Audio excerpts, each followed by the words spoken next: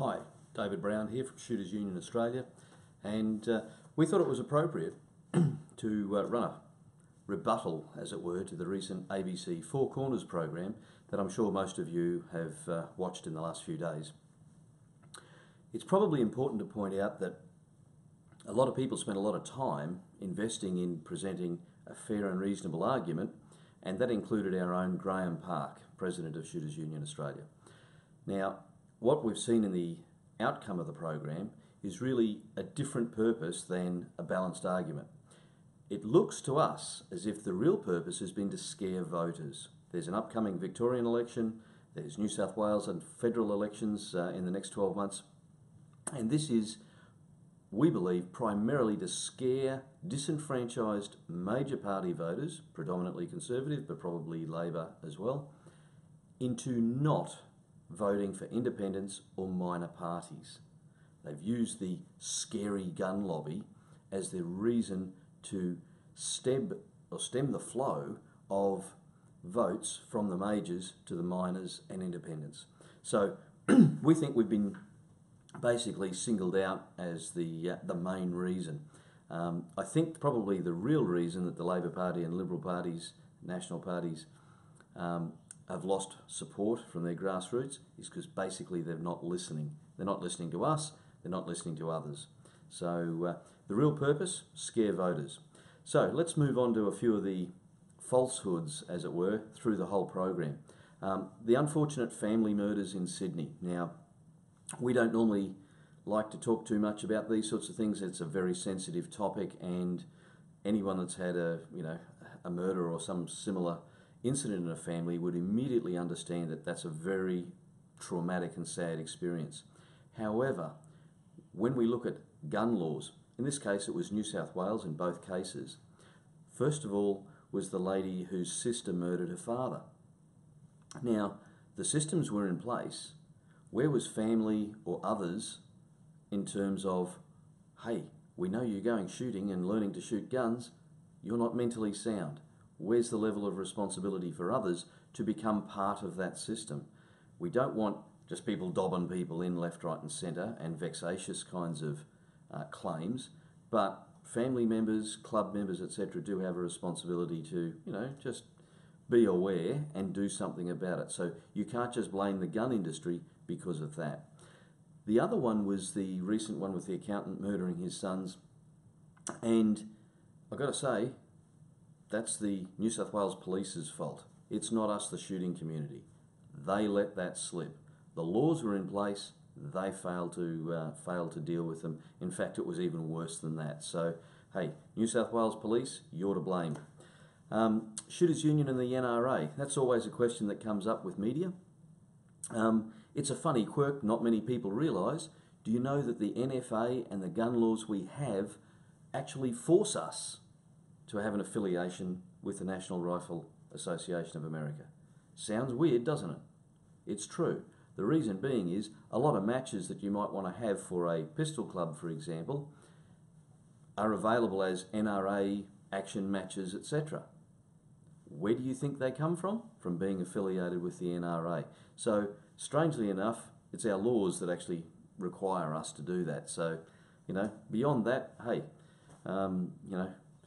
stop drawing parallels and links and other sorts of mischievous ties to a completely separate organisation and a separate country and culture.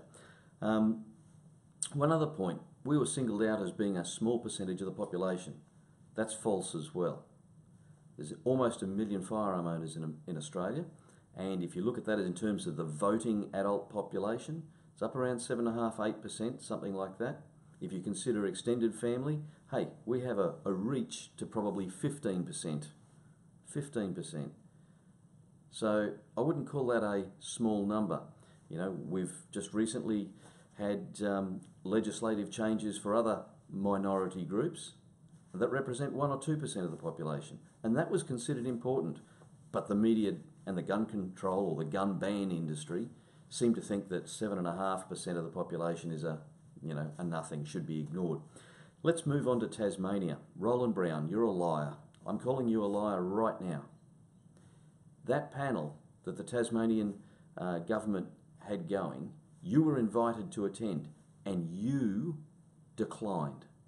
You declined. It was not secret. You were able to be on that panel as well. How do we know this? Because Shooters Union's president in Tasmania was in that committee. So don't get on national television and lie. Let's move on to a follow-up video. ABC have just launched a little 1.5-minute video claiming that, correcting the record, as it were. Gun laws watered down. I'd like someone somewhere in Australia to show me where there's been a significant gun law watered down. There's been a few little tweaks and things to make things a little more practical and sensible for the police, typically, to do their job in terms of weapons licensing. I can't think of anywhere where laws have been watered down. We've certainly not been given any of our freedoms back, I can assure you of that. So another big lie. What about under 18s? Where do you think our Olympic shooting sports champions come from? They don't turn 18 and immediately turn into a skeet or trap or, rifle or pistol shooting champion. Look at kids in motorsport. They start karting when they're 8 or less. You need to develop these skills as a child or a young adult. Under 18 licensing is so that they can go to a range, they can train, they can practice.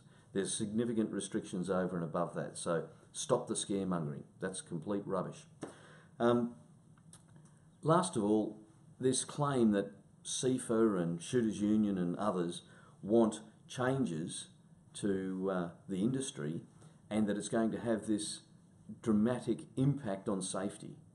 Not one of the laws, not one of the regulations that are all silly, that we all know are silly and don't do anything positive, not one of those things would affect safety, but they'd certainly make life a whole heap more tolerable for the firearm owner and particularly our farmers. So ABC, investigative journalism, I give you a score out of 10, 1. Many thanks to Graham Park for spending more than a day trying to educate the journalists concerned. Laura and Rod Drew at CIFA, great job. Probably should give Rob Nyer a great job too. That was brilliant. Anyway, thanks for watching. Make sure you let the ABC know, write to them. Hey, send in some freedom of information requests. Find out where they actually got their facts from and who they were communicating with. Inundate them with a little bit of pressure. Make them feel like, hey, you guys have been telling big lies and we've seen you out for it. Anyway, keep up the good work. Keep fighting the fight.